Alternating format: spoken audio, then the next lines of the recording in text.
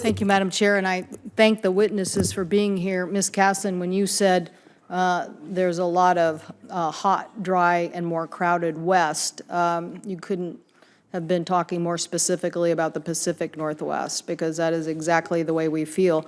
The most recent seasonal drought map definitely put us in the bullseye as far as that brown area, and it's no secret that that then is an overlay to some of the challenges we face in fire season as well. So I'm very concerned that we continue to adopt strategies. You outlined some, like the smart water programs and things we were able to help integrate into the Yakima Basin program. And Mr. Hipke, is that the right pronunciation? Mr. Hipke, you talked about the aquifer recharge, and so in concept, I certainly support Senator Risch's bill. Why, at least for areas like the Pacific Northwest, shouldn't we be focusing more on recharge and integrations, holistic integration plans like we were been able to successfully do in Yakima? By that I mean, if you're going to have warmer and drier conditions, less snowpack, but you're still going to have water, recharging those aquifers is like an easy layup. And then coordination on the conservation side and smart strategies, making best use of that, also seem to just go hand in hand. Do you have any comments about the recharge? You didn't specifically call that out. Absolutely. I've been doing managed recharge for over 25 years now, and so I'm a big fan of that. And having said that, having worked extensively in 2 different states now and seeing the broad differences between them, I am an extreme fan of adaptive management. And what's been discussed here, we need a lot of tools in the toolbox. Because the situation is changing rapidly. It's not a one-size-fits-all. Like in Idaho, for the ESPA, recharge is a very good tool that we use, and that's not the only tool in that area. In other areas, recharge might not be an option, and then we need to look at storage.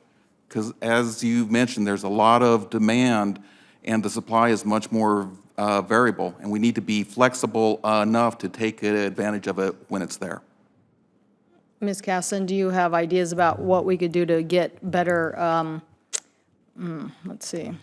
evangelizing of these cooperative programs? I almost still see us in kind of a divided universe here. There are those that, definitely in the Pacific Northwest, that believe in that cooperation, coordination, very innovation, very holistic. And then I see other parts of the country who are just continuing to fight over water. What can we do to better evangelize and get people to adopt these approaches? I would say a couple of things. First of all, I think the Colorado River Basin, we feel like we're doing cooperation too. So Good. there are Good.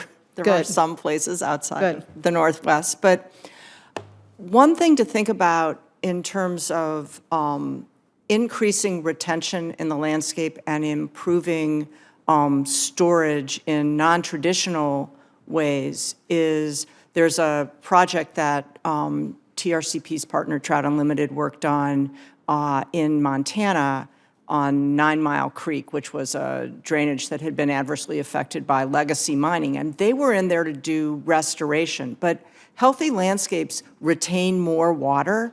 Healthy riparian areas, intact systems.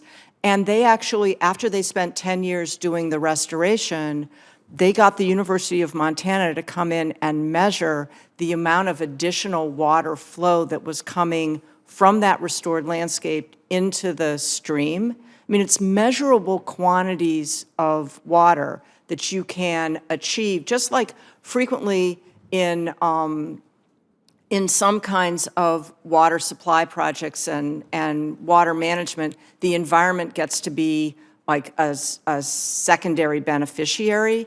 In this restoration project, water storage and supply was a secondary benefit of the restoration. So it goes both ways, and I think talking about the success stories is certainly one way to evangelize. Well, and I also think having robust federal support programs for it so that people are incented on smart water or on restoration and, you know, doing a better job on coordination. One of the reasons we fought so hard on the fire bill to get new fire funding fixes is because we were doing unbelievable stream restoration work, and then we'd have a fire come through and knock it out. So the point was, so we have to get this coordinated, and the challenges we face are becoming greater. Thank you, Madam Chair, and thanks to the witnesses.